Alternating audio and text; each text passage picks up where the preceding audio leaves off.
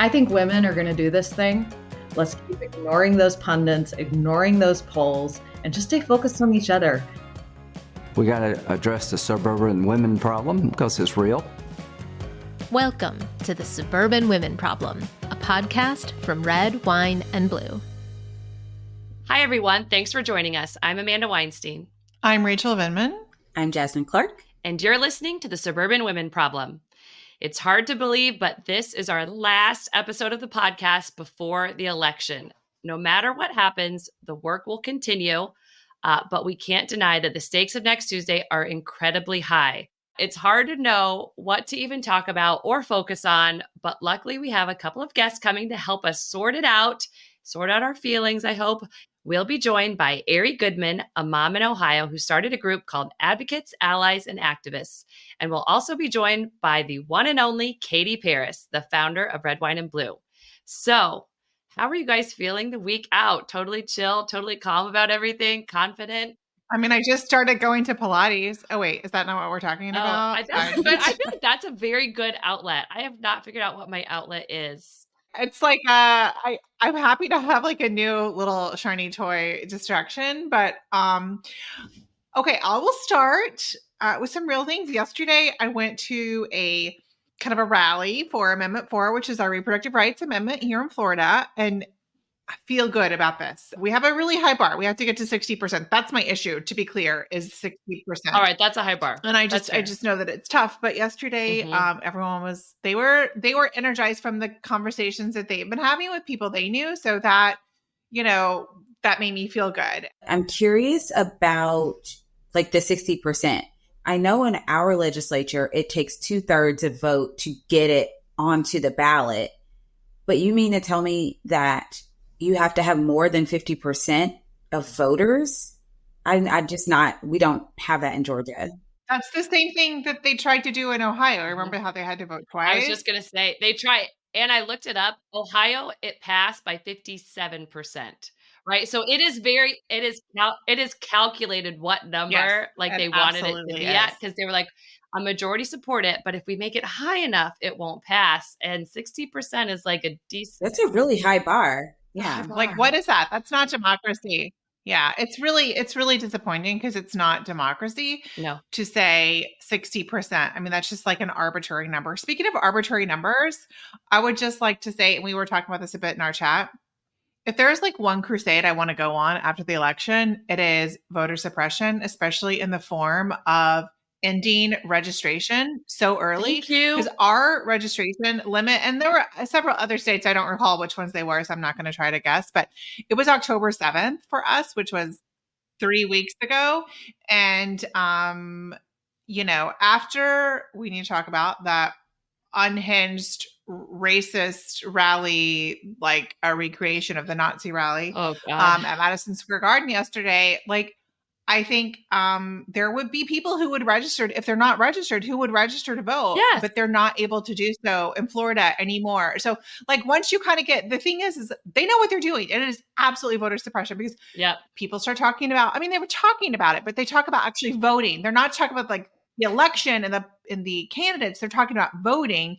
And by that time, when early voting starts and mail-in ballots and all that stuff, and then they're like, oh, sorry, yeah, you're not eligible. You didn't sign up soon enough. And so it is a date that's chosen for a reason. And I'm definitely on a crusade and to stop this, because we should call it what it is. It is absolutely a form of voter suppression. Absolutely. And it's not like same day voter registration can't happen, because there are states that have same day voter registration. Yeah. So it's not like it's an impossible thing that can't happen. And I also never understood why we had to cut off the date. There should not be a cutoff. And I feel like if you're eligible to vote and you decide on the Friday before election day, you know what? I would like to participate in this. I don't think there should be barriers, arbitrary dates and barriers to that, especially if we know that it is a possibility. There's no actual like things stopping us from doing this other than just policies put into place that stop us from being able to do this. So I 100% agree with you. I will go one further. We need automatic voter registration. I'm sorry, but I don't have to register for my right to free speech. I shouldn't have to register for my right to vote. I am a resident. I am of age. Amanda for the win. Yes, I agree. The other thing I really dislike, and I got in a little disagreement with someone on social thread, so it was a nicer disagreement of like people that were like, really, like, just don't be lazy, get out and vote. And I'm like, no. This goes against all the research on voting. When you talk about things like this, like when you can actually register by, I'm sorry, but people are really busy. And I honestly get that. And you miss deadlines. I've also missed a deadline. Don't tell me you've never missed a deadline. Everyone's missed a deadline. So don't tell me it's super easy to vote. It is calculated. There's a reason why they have a date and then you can't register. There's a reason why we don't have automatic registration for voting. There's a reason we have all of these rules. There's a reason why we purge voters from the list, which our Secretary of State has done. There's a reason why there are fewer ballot boxes per capita in urban areas. Like we could go through point by point. There's so much voter suppression. So I really don't like hearing like, oh, just don't be lazy and go vote. No, it is amazing if you vote. It is an effort. People worked hard for this. Like we all need to be working for the vote. And I just don't like that sentiment. And then we need to work to make voting easier. Absolutely. 100%. And I think, this is in my, journey, sort of understanding my privilege, this is a thing that I never really considered until I started looking into it. But it never occurred to me. And I mean, I'm lines, Jasmine. But I learned about usable lines in some areas. I was like, oh, I've never had a line like that. Oh, really? I know. I mean, actually, we voted last week and we had an early voting. We had a significant line and it rained a little bit. And there were multiple people in MAGA clothing and they actually should not have been able to wear like the shirts. And one person, I swear to you, my husband is like such a Boy Scout. There's this older gentleman who could hardly like stand up and he was wearing a shirt with that stupid assassination, like fight shirt picture on it. And my husband literally like went and was like, can you like move him to the front and get him in because he's, struggling to like get from like chair to chair. And I was like, he is a true patriot in that he truly believes in democracy. And it's not just about who's on your side. It's about doing the right thing. I love it. And I know it's frustrating because a lot of Democrats are like that. Like a lot of us are like, it's not about who you vote for. It's just the fact that you're exercising your right. Yeah. And I don't see people on the right talking that way. Like they're just like, vote for our guy or we don't actually want you to vote at all. Democrats don't do that. Yeah. I mean, when President Biden said you can't just love your country when you win. And, I mean, like, you're right. Like, it's something that I think about all the time. I mean, I hope I don't have to think about it on November 6th. But in Georgia, they would turn you away. Like, they would say, oh, you need to put a jacket on or you have to turn this shirt inside out, but you cannot come into the polling precinct with that on. So you would make it as far as the lobby. And then they would not let you. I will say, though, I did have on a Kamala Harris necklace. Like it was just a very small necklace, but it was tucked into my shirt. While I voted. I did not break the rules. But as soon as I was done voting and I stepped outside the polling precinct, I pulled it back out and I took my little picture. And I was very excited about it. So, I'm not a rule breaker, but it did feel a little rebellious, like just knowing that I had it on. Well, I sent you guys my shirt. I was wearing a Taylor Swift shirt that said Karma is my boyfriend. I was like trying to telegraph what I was doing without like. I love that. So there was an incident where a woman, she wore a shirt and she was asked to remove it or turn it inside out or something. And instead she took it off and she voted in her bra. And she also said, this is why I'm voting for Trump, you C word. What? And the Republican nominee for vice president thought that it was totally appropriate to retweet that and talk about this person as, quote, a real patriot. Oh, yeah. I've seen some. I'm just saying. Elon Musk funded ads calling Kamala Harris a C word. They have really chosen for the end of their campaign. We're like, let's go as low as we can go, which by the way, Debs, you can't get this low. You can't. I think that's a concession, honestly. when I think about like the direction that their campaign has gone in these last couple of weeks, as they're seeing the early voting numbers come in, I think it's a concession of like, guys, we lost the moderate vote. We lost the swing voter. Our only hope is to somehow get enough of our, depraved. And I hate to use that word, but that's just how I'm feeling. Like the extreme of the extremes. We just got to get them to show up no matter what. Find more angry people? Yeah, I think they have just conceded that they lost the swing voter, because I am not seeing anything coming from that campaign that says I am going after the swing voter.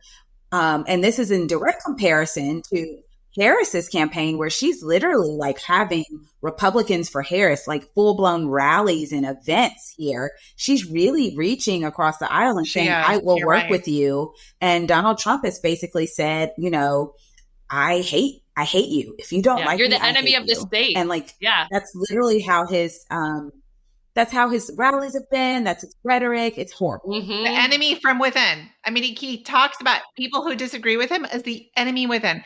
The media is like the ultimate enemy of the people, and like anyone who disagrees with them is the enemy within our country. It's like scary. It is wild. That he could turn the military against his own people, that he could turn any of that. That is scary Hitler-esque stuff, which Trump, we heard from General John Kelly that like that is exactly who Trump likes. Instead of like denying it, like, hey, maybe this could be an issue for some swing voters, he's like, I'm just gonna roll with it essentially. So I did bring up like the, Madison Square Garden rally yesterday, but honestly, it was horrible. God, so bad. I mean, I don't want to talk about it. Like it was, I guess, I don't know, maybe we should. There were like horrible racist things said, but I want to talk about the other side. And I'm a little bit sad that this is kind of overshadowing everything because, it's taking up the news today, because I've never done this before in my life, but I watched a lot of the vice president's early rallies when she first was a candidate. But Thursday and Friday, I watched on my phone because it wasn't on TV.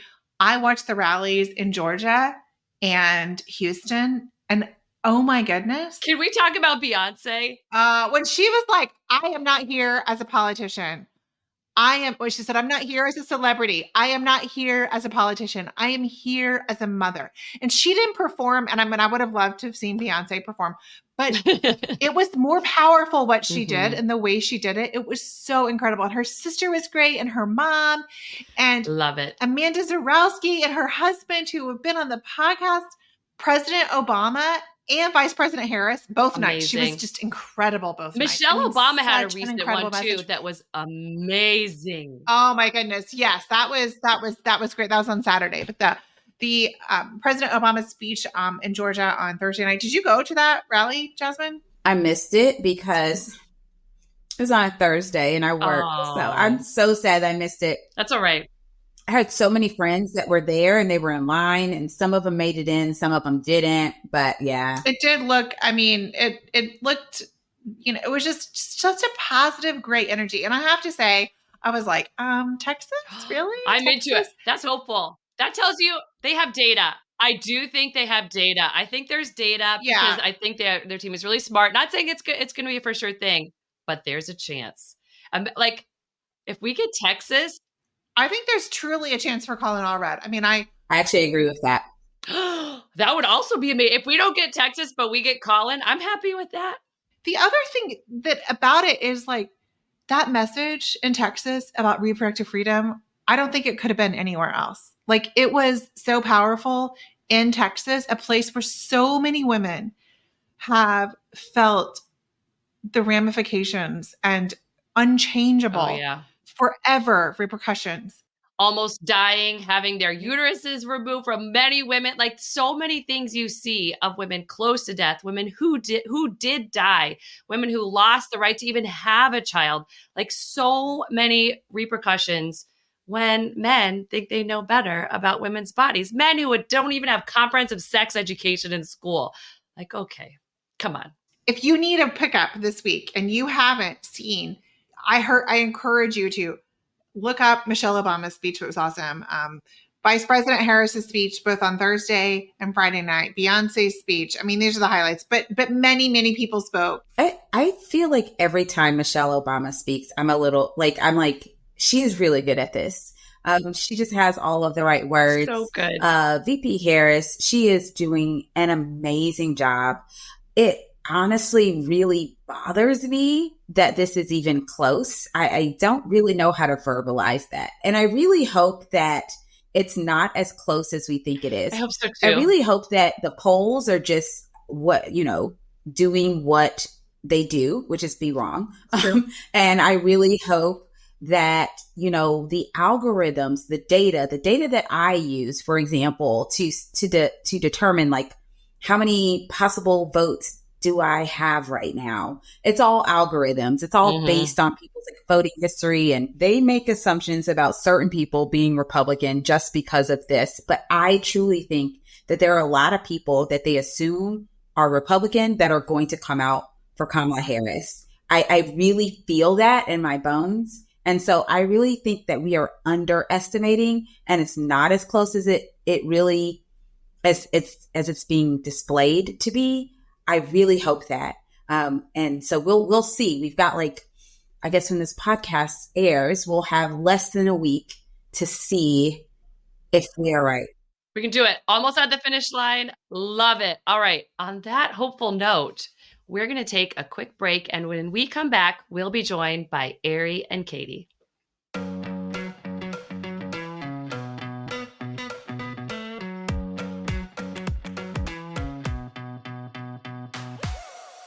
This is our last episode before the election, which means we have less than a week to talk to everyone in our lives about voting.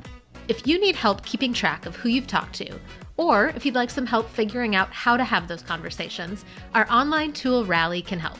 You can find it at redwine.blue/rallyyoursquad. And don't forget that once you vote yourself, you can track your ballot to make sure it's been accepted. You can find that and other voting information at vote.org. Today, we're joined by two inspiring Ohio women, OH. Ohio. Arie Goodman is the leader of a Trouble Nation group called Advocates, Allies, and Activists. And Katie Paris is, of course, the founder of Red, Wine, and Blue. Thanks for stopping by, ladies. Thanks for having me. Of course. Let's do the thing. How's it going, Erin? I mean, we are 1 week out from election. And all right, ladies, what's your vibe? How are you all feeling right now? I'm very anxious, if I'm honest. I'm cautiously optimistic. But it is just it's just a lot of anxiety. But I find that if I'm active, that I can handle it. It controls it, suppresses it. And so that's what I've been trying to do. I definitely feel that. Oh, I love cautiously optimistic. That's the best. What about you, Katie? Well, I think it's ridiculous for anybody at this point, if you care, which a whole lot of us do. I think the majority of Americans care a great deal.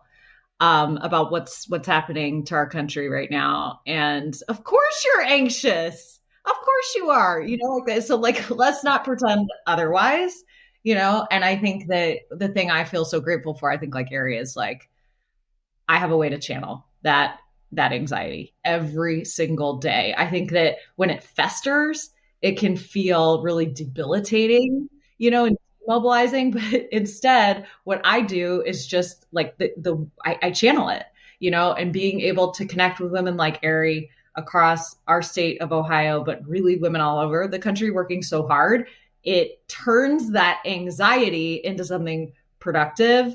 And then it almost creates this kinetic energy that just grows the more I interact with other women. So I am grateful. Yeah, no, I definitely agree with that. I think that I have also lots and lots and lots of anxiety going into this. And the thing that helps me out is when I go out and I knock a door, I make a phone call, write a postcard, have, a meet and greet. I do something. And it tells my brain, you're doing the work to make this happen. So you will not have any regrets on November 5th. That's not what's going to happen. So it's that is very helpful. And that's why I love that there are opportunities like that for people to do things.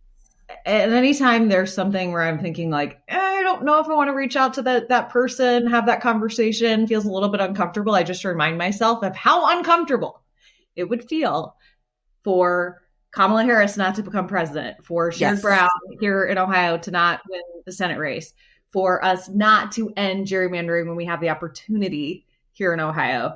That is a lot more uncomfortable for me, for my family, for the state, this country. So that's what keeps me going every day. How about you, Arie? Definitely. I think one of the best things that I've done over this course has been working around Project 2025.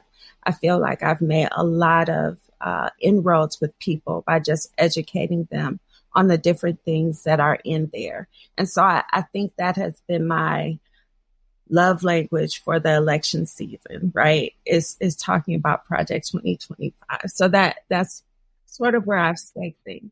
Oh, love that. So what have been your main sticking points where people are like, ooh, I didn't know that about Project 2025? Yeah, I'd love to hear. I guess it depends on who I'm talking to, but a lot of times talking to parents, the things regarding education. Yeah, I've heard that too. School lunches, healthcare, the Medicaid, Medicare things. I just find that a lot of people just did not know. Maybe they've heard of Project 2025, but did not know the different policies that were in it. So I've really tried to tailor my message to whoever I'm talking to and try to get them, where I think they may have some interest. That's so powerful and important. I think that so often people part of what works for Donald Trump, I think sometimes is just the total lack of specificity, the total just no matter what room he's in, saying whatever he thinks that room wants to hear. But Project 2025, that provides the opportunity for us to point to something concrete in black and white. This is what we know he actually would do. And the thing that's really satisfying and pretty incredible, I think, is that we know we went from a place just a few months ago where a very tiny percentage of Americans had heard of Project 2025. But because of all the work that women like Arie have been doing in their communities to educate folks about it, now the majority of people know about Project 2025. And also the vast majority of people who know about it don't like it. It makes them not want to support Trump. So it's really powerful, informative work. I mean, at Red, White, and Blue, we have, Project 2025 page on our website where there's all kinds of resources, a toolkit to download. Over 50,000 people have downloaded those resources that are, specifically geared to doing exactly what Arie is doing. So Arie is part of something pretty huge that's had a major reminder, that your what can feel like a drop in the bucket, that bucket on this one, runneth over. It's great. It's great material. I've also downloaded it. And because thanks for being one of these. I also you're one. it out, you're 1 in 50,000. 1 in a million. 1 in 50,000. Oh, thanks, guys. Well, okay. So we're hearing a lot about voter suppression and election interference. I think this can be really hard for people to hear because we can easily go down the road of why bother? But what do you say to people who are worried that their vote won't count? I mean, look, I have confidence in the votes being counted properly in these states. I think that we have sufficient oversight. I think there's been a lot of accountability for January 6th and otherwise for, all kinds of interference, election denial that has, spawned into violence, et cetera. I actually feel probably more confident this time than going into 2020 because there's been so much examination of this. However, I also know that there are a lot of problems that could emerge at the local level. And so the closer these elections they are, the easier it is for those who want to pull off the shenanigans to attempt. Right. So if you have a precinct that comes down to a couple of votes, of course they're going to, contest that and they're going to drive really hard. And so that's why we just have to make this win completely undeniable. I feel really confident that she's going to win. VP Harris is going to win the popular vote, but we've got to, in all of these swing states, just win definitively. Right. So that it just makes all of these attempts are going to be pathetic anyway, but they are not going to have a leg to stand on if we do that. In terms of convincing people like that your vote matters anyway. I think that, this whole notion that I'm glad Tim Walz has picked up saying this. I know all of you have said this for a while, but I think people are beginning to get that sense of like, if you may not do politics, politics is going to do you. And really to me, two things are really important when talking to people, in addition to that, about your vote. It is, we need to respect the people who came before us, who fought so hard for us to have this right to vote. Like, don't disrespect that. A lot has that, and we need to continue to be part of bending this arc towards justice and not the other way around. Mm-hmm. And then the other thing too is really this sort of, if I don't vote, I am seriously saying that I'm okay with a bunch of like old white men like making all the decisions. Oh, no, not okay with that. No, not okay with that. I mean, we get to decide who's going to be at the table, each and every one of us, by deciding to sit at that table or not. And if we opt out, that's who we're giving our power to. And yeah, I'm not okay with that as a mother, as a woman, as someone who wants to continue to see our nation be one that is not just really ruled by old men and actually reflects who we are. I love that you said bending the arc towards justice, because it requires us bending it. It doesn't just bend on its own. Yeah. I wanted to just interject too that I think a lot of people think about the presidential race in Ohio, but even if we aren't decisive with regard to that, there are so many other important races on the ballot, and it's important to vote all the way down. And so we know that our senator is important. We know that our congressional representatives are important. And the things that, like Katie was saying, if you don't do politics, politics will do you. The things that happen locally are the things that affect your lives the most. And if you don't get out there and vote on those local races and issues, then you'll end up with representation that may not be for your interests. Absolutely. Yeah, I think that's one of the biggest things that we try to drive home the point, especially down here in Georgia, is that this entire ballot is extremely important. The top of the ticket is extremely important, but the bottom of the ticket is also really important. And ignoring any one part is not going to make it to where your life will be easier or the issues that you care about go away. Like, you have to actually truly engage at all levels of government. But I think a lot of people just don't think about it until it happens. And then they're like, well, who elected that guy? And it's like, well, they were on the ballot. So, you have to kind of think through the entire thing. Arie, I want to ask you a little about your group and about y'all's screenings of bad faith. So you're basically educating people about Christian nationalism. Can you tell me a little bit about that? Sure. So we had a series called Deep Dive into Project 2025. And each session we focused on a different part of Project 2025. And so the white Christian nationalism session was amazing. We talked a little bit about it, and then we did a virtual screening of the Bad Faith documentary. And as if that wasn't engaging enough, we also had a wonderful Q&A with author and journalist Kyle Spencer. And she spent some time with us and answered the questions of the people in our audience. And I think one of the things that was most common was wanting to know how to appeal to someone in your family who may be wrestling with these issues. And I just think it was eye-opening. I don't think many people were very knowledgeable about what white Christian nationalism is per se, and how it differs from the Christianity that many people practice.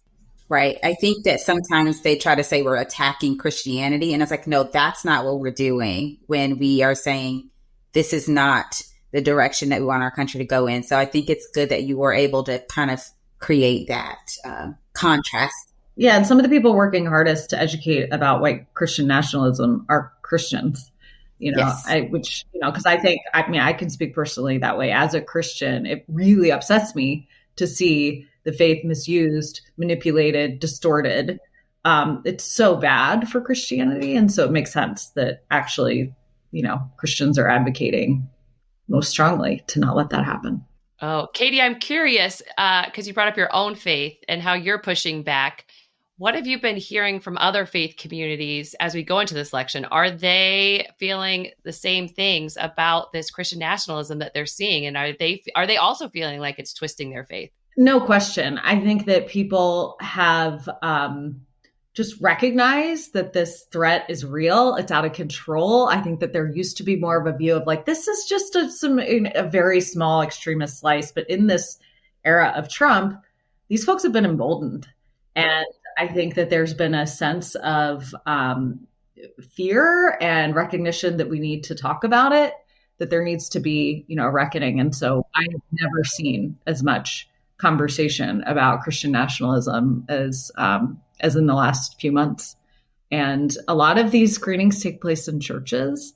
And so that sense of taking personal responsibility, for spreading that message about what really does, represent actual Christianity as opposed to a political movement using faith for its own agenda. Mm-hmm. Well, what are you guys doing for election night?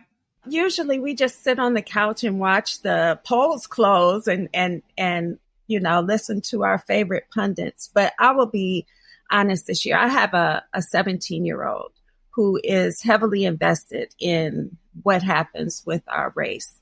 And I think it depends. If it feels like it's getting a little bit too intense, we might try something new this year to try to divert our attention and just try to keep the temperature cool. I mean, in 2020, it was like it was up and down, and we went to someone's house and there was like, we left because kids had to go to bed, and there was like, we all know there was no news, and there was no news the next day or the next day. Actually. So it was just that. So it was like, There was a lot, but I mean, so one piece of news or whatever is like, if you walk away from it because it's, that's fine. That's like for your personal peace. It's okay. There's probably going to be more later. So I think you have a good strategy of play it by ear, call an audible. What about you, Katie? Well, I think that's right. Like, plug in now, leave it all on the field, all gas, no breaks through election day. And then, unplug that TV. I don't know. I don't have a favorite pundit, Arie. I don't really want to hear from any of them anymore. You know what I mean? Yes, I'm with her. Like, polls are closed. I want to talk to my people, So like at Red, White, and Blue, we're going to be having an event, a national event on Zoom as the polls close. On the East Coast, where I think we're calling it like, if you don't have a date for date night, let us be your date kind of thing, And so just sort of connecting, people sharing stories from the day, what they saw, what's giving them hope, what's making them nervous. It's okay, just like connect, get those feelings out, and then just understand it's going to be a minute. And by that, I mean a lot of days. Bring some red wine or Prosecco or whatever your thing is. I went to Costco recently. I've got my favorite, my rosé Prosecco from Kirkland. Oh, and just sip on that, just know that celebrate, not the election results, because we're not going to have it now, but celebrate how hard you worked. Celebrate that you gave it your all, that you have no regrets, knowing that you did everything you can. Arie, I hope you do that, girl, because you deserve that. Thank you. I'm trying.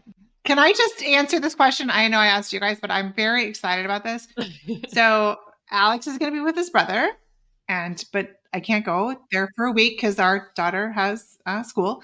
And then my best friend is going to be away at a trade show. So I was like, so my aunt and one of my dear friends are coming to be with me, moral support. And also so we're going to have a good time. And Alex does make me like a little nervous sometimes because he's like too calm. So anyway, they will not make me be too calm if it's, whatever, like, so I'm actually really excited about it for a variety of reasons, but I think everyone should kind of do, maximize whatever is going to keep your personal peace as much as possible.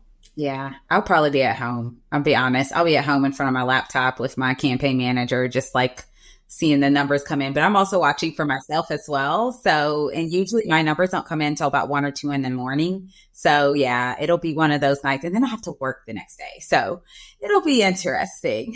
Well, you'll be texting us knowing we want to know the moment we've got those good results in that answer. racism. Yes, I definitely will make sure that everyone knows what's going on. We feel good, but again, like you said, Katie, all gas, no breaks whatsoever until 7 p.m. on November 5th. Like we work even through election day on the campaign. So yeah, absolutely. Katie and Arie, any final thoughts before we let you go?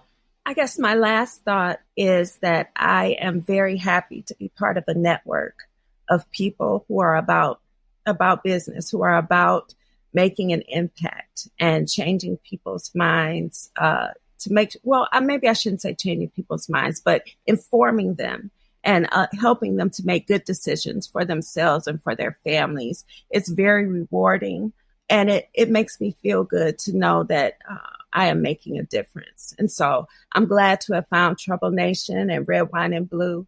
And I'm looking forward to what comes after the election. I mean, she said it so much better than I could, y'all. I mean, the reason why I started Red, White, and Blue was to connect women like Arie to other women, because I wanted to be connected to women like Arie. So it's just, I think women are going to do this thing. You know, we already are seeing these massive numbers of women showing up at the polls. I mean, women always show up more at the polls than the guys, but this year it's looking like we're going to be on track for even bigger numbers than usual. We know who most of the women leading the canvases are, or most of the people are leading these canvases. It's women. And thanks to all the guys out there showing up too, because we need you.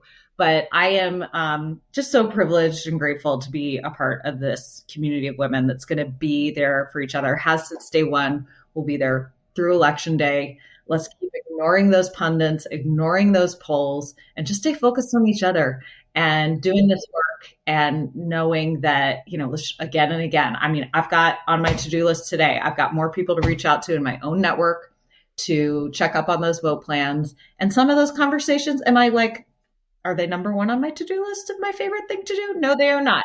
But they are so much higher on the things I would like to do than experience a Trump presidency. So I'm going to do them anyway. Love that. Michelle Obama said, do something, and women have been doing something. All right. Arie and Katie, thank you so much for joining us today. Thank you. Bye, everybody.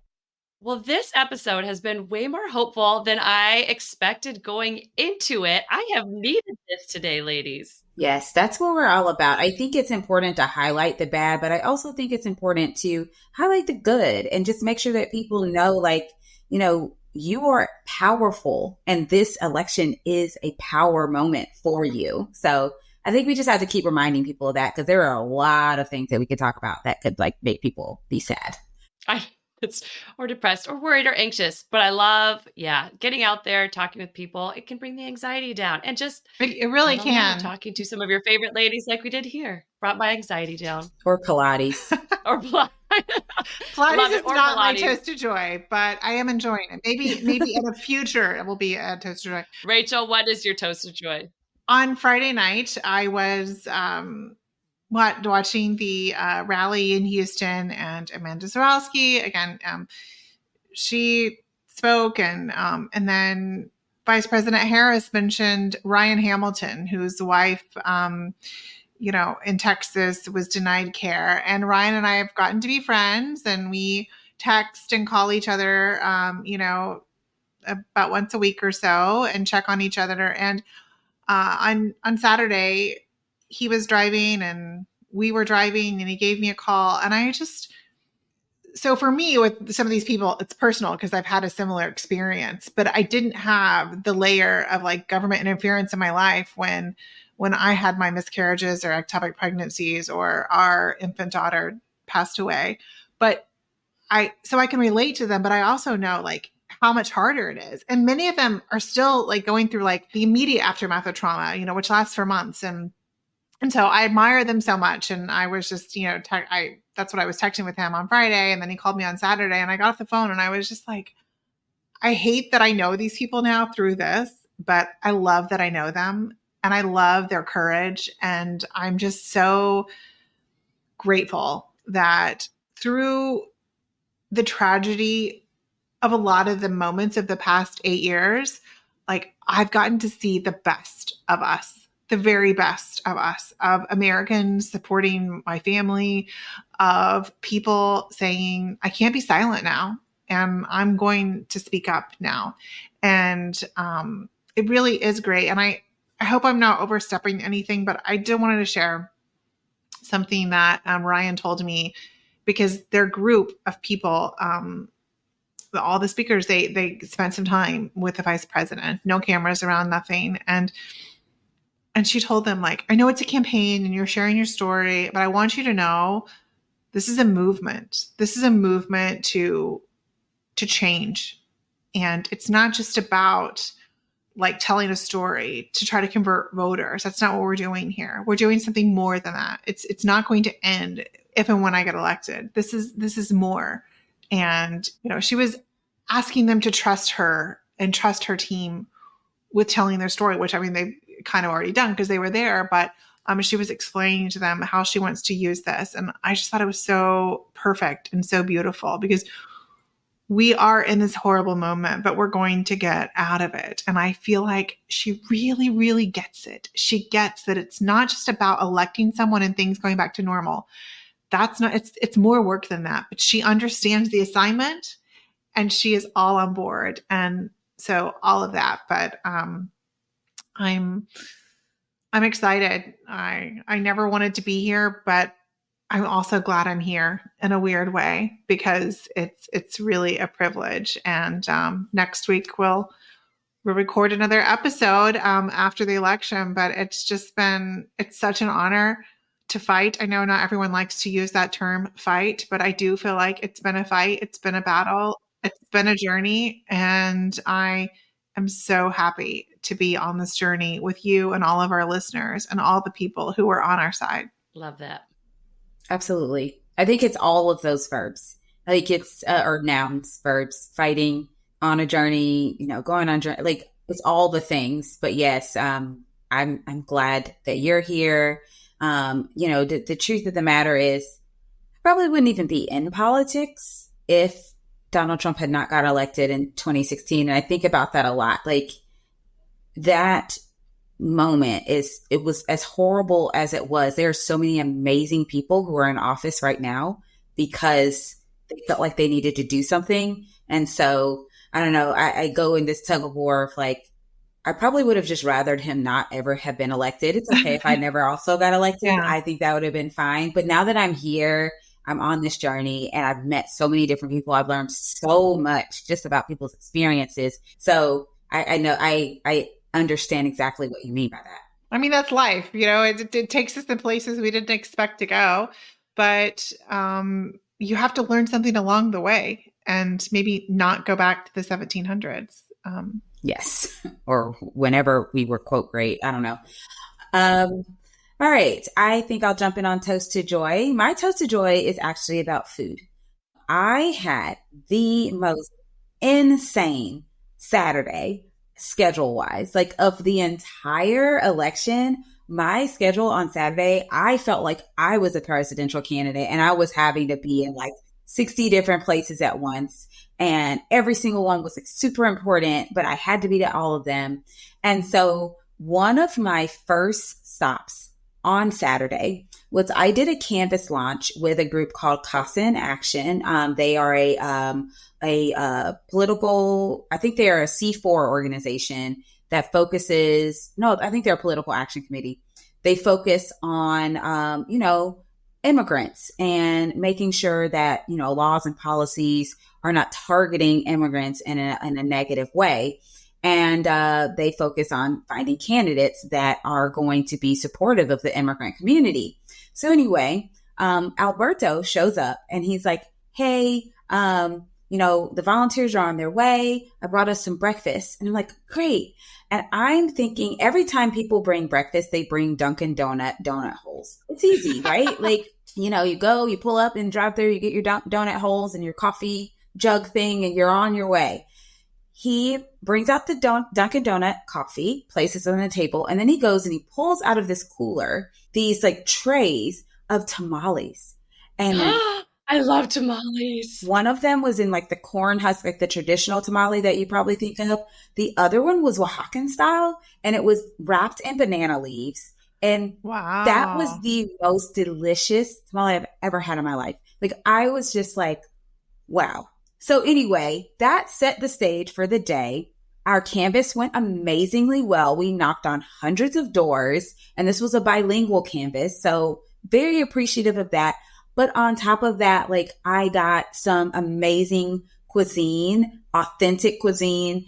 And so being there and getting to eat that and starting my day that way, it was an amazing way to start the day. And I will say the rest of the day went swimmingly. So my toast is to amazing tamales, to amazing organizations going out and knocking doors, and to, you know, again, all gas, no brakes, all the way to election day. And yeah, that's my toast. Tamales can really fuel our work. So maybe we should all start our day with tamales next week. It was so good. When y'all come to Atlanta, I think I might have to like find this place. He told me where it was. Order them so you can taste them, so you can see I am not kidding. It was like so good. Oh, so we have a really great Mexican restaurant, Battleground, and I learned how to make tamales there because I had a tamale making class.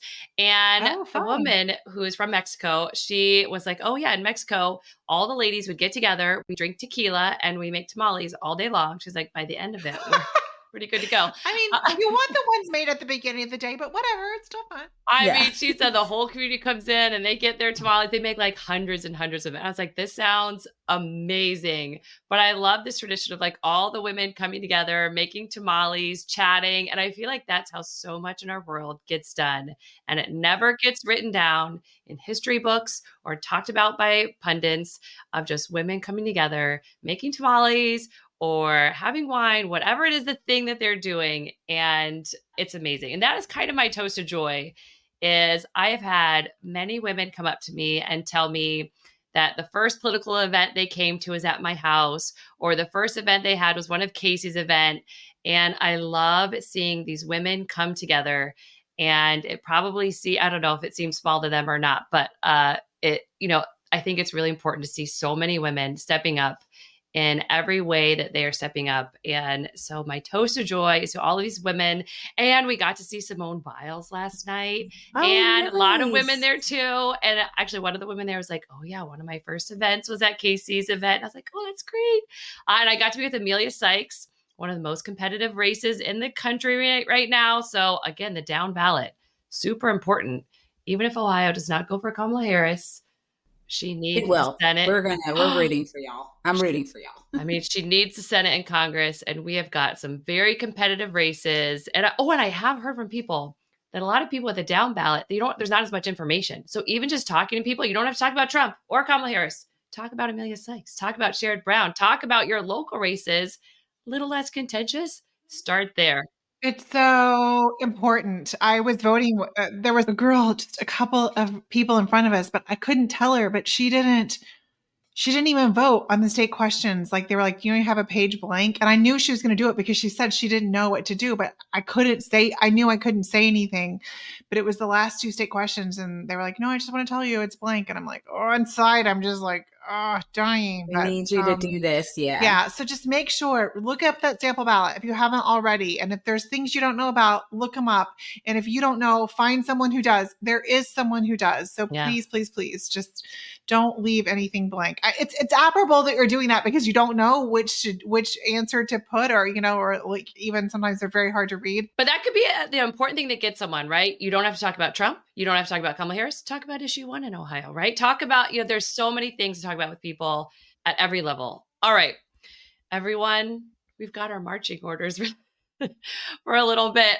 Thanks so much to everyone for joining us today. We have 1 week to make sure democracy prevails. So please don't wait. Talk to everyone you know. And if you haven't voted yet, please make sure to vote by November 5th. Next week, we'll have a special episode coming out later in the day on Wednesday, where we'll talk about what happened on election night and what we expect to see from there. In the meantime, take care of yourself and let's make this final week count. The Suburban Women Problem was created by Red, Wine, and Blue. Our producer and editor is Amy Thorstensen, our project manager is Lindsay Quist, and our editorial assistant is Abigail Martin. For more information about upcoming events and trainings, or to learn more about Red Wine and Blue, follow us on social media or at www.redwine.blue.